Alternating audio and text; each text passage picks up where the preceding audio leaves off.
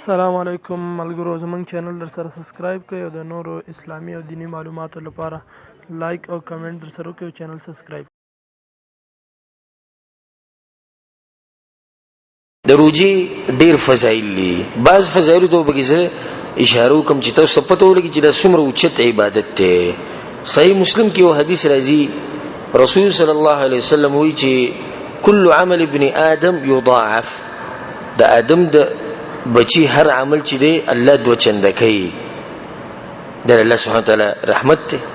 من جاء بالحسنه فله 10 امثالها ومن جاء بالسيئه فلا يجزى الا مثلها.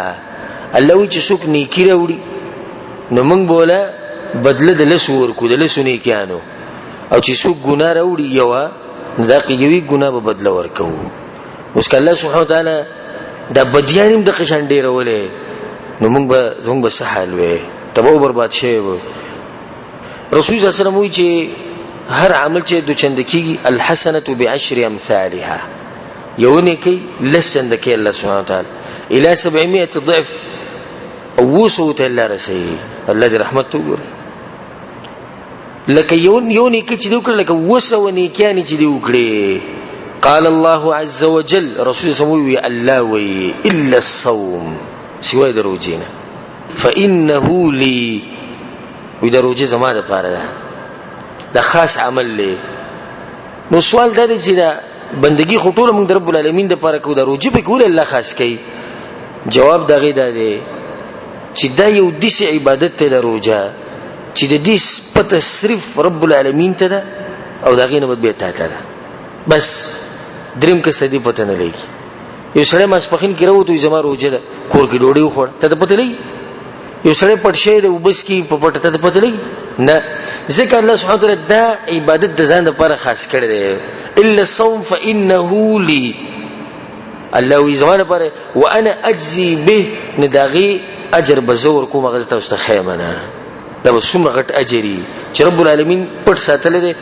دویم فضیلت جابر رضی الله عنه حدیث ته چې رسول صلی الله علیه وسلم وی الصيام جنه، روزه چې دا ډال او ډال د سره پاره دی یستجن به العبد من النار، د جهنم نه به بنده ځان بچ کولې شي. یعنی دا روزه ته ونی سي ځان سره او مخ ته د جهنم ور، یعنی جهنم د ور پتا نه لګي. دا دوه اوچت عبادت ته د انسان د دغه نه بچکی د ور نه او دا انسان بچکی د شهوت نه. د شهوت نه چې څومره غلط کارونه جوړيږي، زنا، بد نظر، غلط سوچ، دا روزه به ته بچکی. باغی باندې دلیل له رسول صلی الله علیه وسلم یا معشر الشباب، ای ځوانانو، من استطاع منکم الباءة فليتزوج، تاسو کې چې څوک واده کولای شي او طاقت یې نو واده دی لازم وکړي.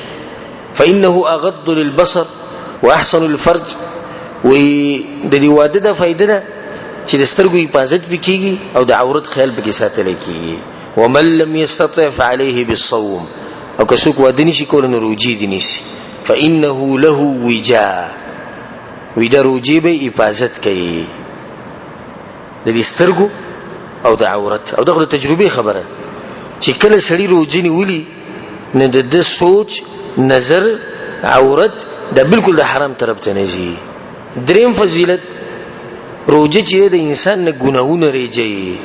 حدیث کې راځي او امام مسلم راوړی، رسول صلی الله علیه وسلم رمضان الى رمضان مكفرات لما بينهن اذا اجتنبت الكبائر. و یو رمضان د بل رمضان پورې، یعنی ته تیر شوی کال روزي نیولې دي او اوس د بل روان دي، بل میاشت روان ده د روزي ده. د دې دوانو میاشتو په منځ کې چې څومره ګناهونه دي، واړه ګناهونه، هغه ټول الله سبحانه وتعالى سي بخي چې د دوه روزي په تابع راړي. الله سبحانه وتعالى ستاسو ټول ګناهونه بخي. څومره فضیلت دي دې میاشتو دې روزي. یو فضیلت ده رسول الله صلی الله علیه وسلم په حدیث کې عبد الله بن عمر رضی الله عنه حدیث ته وی رسول الله صلی الله علیه وسلم چې الصيام والقرآن يشفعان للعبد يوم القيامه. قرآن او روزه د بنده د پر شفاعت کوي د قیامت په ورځ باندې. په هغه ورځ باندې چې 50,000 کال به خلک ولاړي.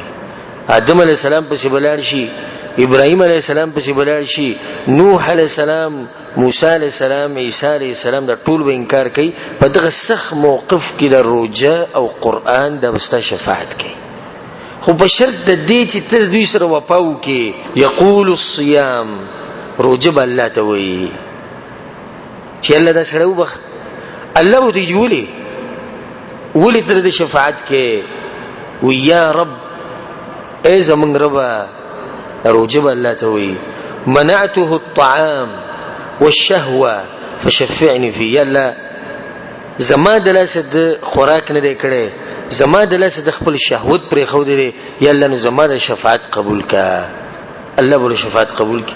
ويقول القرآن، قرآن بوي چې الله شفاعت دی وبخه ولي، نو قرآن بل ته چې یا رب ای زما رب.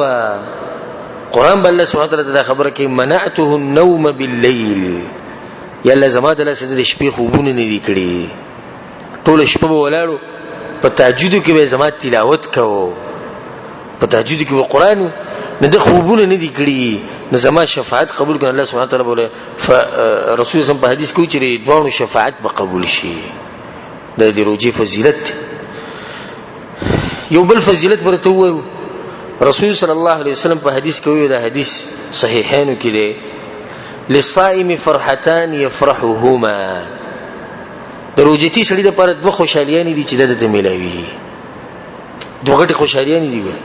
اولنی خوشالي اذا افطر فرح بفطره، کله چې روزه ماته کې دغه ټیم کې ډېر خوشاله تګي شوی وګي شوی، نه کله چې وبوس کې رايخي او دا خوراکو کې د معده ډکه شي خوشاله شي، دا خوشالي ته پوس مکو اسمره خوشالي خود دینه غټه خوشالي. و اذا لقي ربه، وبکم ورچ خپل رب سره ملاوي شي، فرح بصومه، نا غرزو پر روزه باندې ډېر خوشالي. دوه خوشالي یو په دنیا کې ده، ما خام ټیم کې دته ملاوي. دویمه خوشالي په هغه ورځ باندې به ملاويږي چې په ورځو په خلکو باندې ډېری سختي او په د باندې به خوشالي روزه بخپل التویني. یو حدیث کې راځي رسول صلی الله علیه وسلم وی والذي نفس محمد بيده، باغ ذات می د قسمی د چا په لاس کې چې د محمد صلی الله علیه وسلم ساده، لخلوف فم الصائم اطيب عند الله من ريح المسك. وې د روزتي سړي د خلینې چې کم بنزي د الله په نسبانه د مشکو د عنبرو د بین چې د خوګ دی، حالکه د غبین خو تاسو د میدی بینی اس خبین خو نه. الله سبحانه وتعالى چې د درجه ور کړی د بدی چې د عبادت ډیر اوچت دی. یو حدیث کې راځي سهل ابن سعد رضی حدیث ته، وان فی الجنه بابا، رسول الله صلی الله علیه وسلم په جنت کې یو دروازه ده، یقال له الریان، دې دروازې ته سوې ریان، دې دروازې نوم دی. يدخل منه الصائمون يوم القيامه، بدغه باندې بسې پروجیتیان زنده نزي یو قیامت پر ورځ باندې، لا يدخل منه احد غيرهم، داونه لو بګیدنه نسوک نشیتله. يقال دا आवाज بوش د قیامت پر ورځ اين الصائمون، اچي شو روجي چینه ولې اروجیتیان چی شو الله لپاره چې روجي نشي فرضي نفلي، دا आवाज بوشي رسول الله فيقومون پابسي چې منګي فيدخلون دنبش، فاذا دخلوا کله چې ورننوزي نور خلک هم کوشش کوي چې موږ ورننوته جنت ته اوچت نعمتونه. رسول الله اغلق چې څنګه دوی وردن نشي، الله سبحانه وتعالى دروازه بند کړي چې دا د خلکو لپاره خاص دروازه و، څوک چې روجي نشي. یو فضیلت ده ابو امامه رضی الله عنه رسول صلی الله علیه وسلم بشراغه وی قلت یا رسول الله، وی ما رسول الله ته یا رسول الله مرني بامر ينفعني الله به، دې خبره ما ته وخه چې الله پر فائدہ راکړي ګټه راکړي.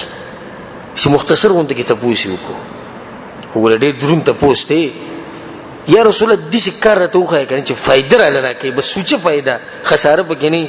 رسول الله ته ها به خو دې عمل وخایو تتبعو خو دې عمل سعمل عليك بالصوم، روجي ډېری نيسه دې کې سوچه فائدہ پروجو کې سوچه فائدہ ده، نقصان پکې نشتی. رسول الله فانه لا مثل له، د دې په شان عبادت وي په عبادتونو کې نشتی، روجي په شان عبادت په عبادتونو کې نشتی.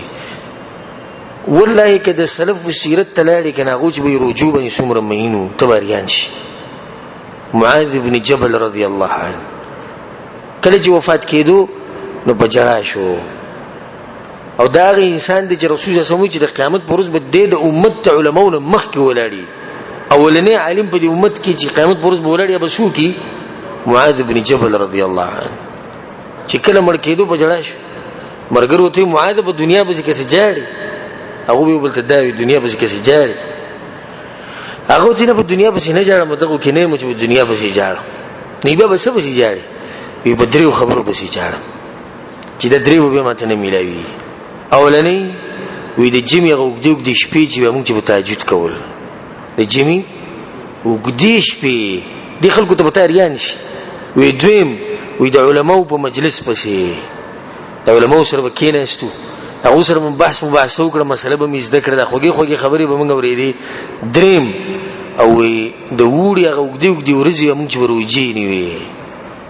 هغه به څه خبرې خبرې ته خیال له د وړي هغه وګدي ورځي او چې بروجي نیوي یو حدیث کې راځي رسول صلی الله علیه وسلم وی ثلاثه لا ترد دعوتهم درې کسان دي چې الله سبحانه وتعالى دغه دواګانی نه رد کوي چرته ولهم دوا نه رد کوي الامام العادل چې مسلمانانو مشري او عدل او انصاف والي دغه دوا الله سبحانه وتعالى قبلي دویم والصائم حتى يفطر او روجتي تر دې چې روزه ماته کی روجي د ماتولو پوری په دې منځ کې چې د څومره دواګانې کې د رب العالمین قبلې ودعوه المظلوم او د مظلوم